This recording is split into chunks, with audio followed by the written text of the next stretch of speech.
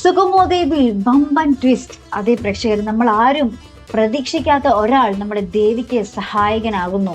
നമ്മൾ നേരത്തെയൊക്കെ ആണെങ്കിൽ വിചാരിക്കും ഇയാൾ വരും നമ്മുടെ ദേവിയെ രക്ഷിക്കും അല്ലെങ്കിൽ മീരയെ രക്ഷിക്കും എന്നൊക്കെ. പക്ഷെ ഈ ഒരു ഫംഗ്ഷന്റെ സമയത്ത് നമ്മുടെ കാർത്തികേയന്റെയും നമ്മുടെ കലാവതിയുടെയും കയ്യിൽ നിന്നും ഈ ഒരു ആള് നമ്മുടെ ദേവിയെ രക്ഷിക്കുമെന്ന് നമ്മൾ സ്വപ്നത്തിൽ പോലും വിചാരിച്ചിട്ടുണ്ടായിരുന്നു. നമ്മൾ കുറേയൊക്കെ കണ്ടിരുന്നു. നമ്മുടെ ബലരാമൻ തന്നെ ഇവരെ അനുഗ്രഹിച്ച് പുതിയ ജീവിതത്തിലേക്ക് കടത്തും, അല്ലെങ്കിൽ നമ്മുടെ ഗൗരി വന്ന് പറയും, അല്ലെങ്കിൽ നമ്മുടെ പ്രകാശ് വന്ന് പറയും സത്യങ്ങള്. പക്ഷെ ഇതൊന്നും തന്നെ അല്ല നടക്കാൻ പോകുന്നത്.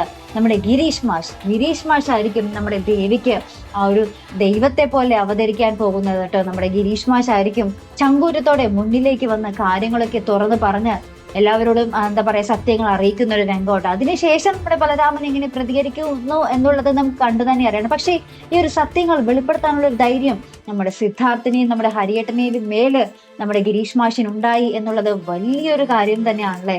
നമ്മുടെ രജനിയും ഇതൊക്കെ കണ്ട് ഭയങ്കരമായിട്ട് സന്തോഷിക്കുന്നുണ്ട്. നമ്മുടെ രജനിയുടെയും ഗിരീഷ് മാഷിന്റെയും കല്യാണം അനൗൺസ് ചെയ്യുന്നുണ്ട്. അതിനുശേഷം ഇത് നമ്മുടെ നന്ദന്റെയും ദേവിയുടെയും കാര്യം പറയാൻ പോകുമ്പോഴാണ് നമ്മുടെ ബലരാമൻ ഇടയ്ക്ക് കയറുകയും താൻ അനൗൺസ് ചെയ്തോളാം എന്നൊക്കെ പറയുകയും ആ ഒരു സമയത്താണ് കാര്യങ്ങൾ കൈവിട്ടു പോകുന്നു എന്ന് അറിയുമ്പോൾ നമ്മുടെ ഗിരീഷ് മാഷ് ഈ ഒരു സത്യങ്ങളൊക്കെ വെളിപ്പെടുത്തുന്നത്.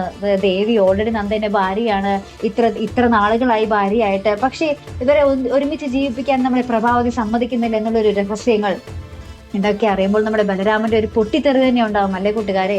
നമ്മുടെ പ്രഭാവതി ഇതെല്ലാം അറിഞ്ഞിരുന്നിട്ടും ആ ഒരു വീട്ടിൽ നമ്മുടെ ദേവി ഇത്ര നാൾ താമസിപ്പിച്ചിട്ട് പോലും തന്നെയൊക്കെ ചതിക്കുകയായിരുന്നല്ലോ മനഃപൂർവ്വം. തന്റെ മകളെ ഒരു രണ്ടാം ഭാര്യയാക്കാനായിരുന്നല്ലോ നമ്മുടെ പ്രഭാവതിയുടെ ശ്രമം എന്നൊക്കെ ഓർത്ത് നമ്മുടെ ബലരാമന് കട്ടക്കലിപ്പ് തന്നെ ആയിരിക്കും ഇനി വരാൻ പോകുന്നത് കേട്ടോ. അപ്പൊ എന്തായാലും നമുക്ക് കാണാം, കാത്തിരിക്കാം. നമ്മുടെ ദേവിക്ക് നേരെ ആയിരിക്കുമോ നമ്മുടെ ബലരാമൻ തോക്ക് ചൂണ്ടുന്നത്, അല്ലെങ്കിൽ പ്രഭാവതിക്ക് നേരെ ആകുമോ? ആരോടാകും ശത്രുത കൂടാൻ പോകുന്നത് നമ്മുടെ ബലരാമന്?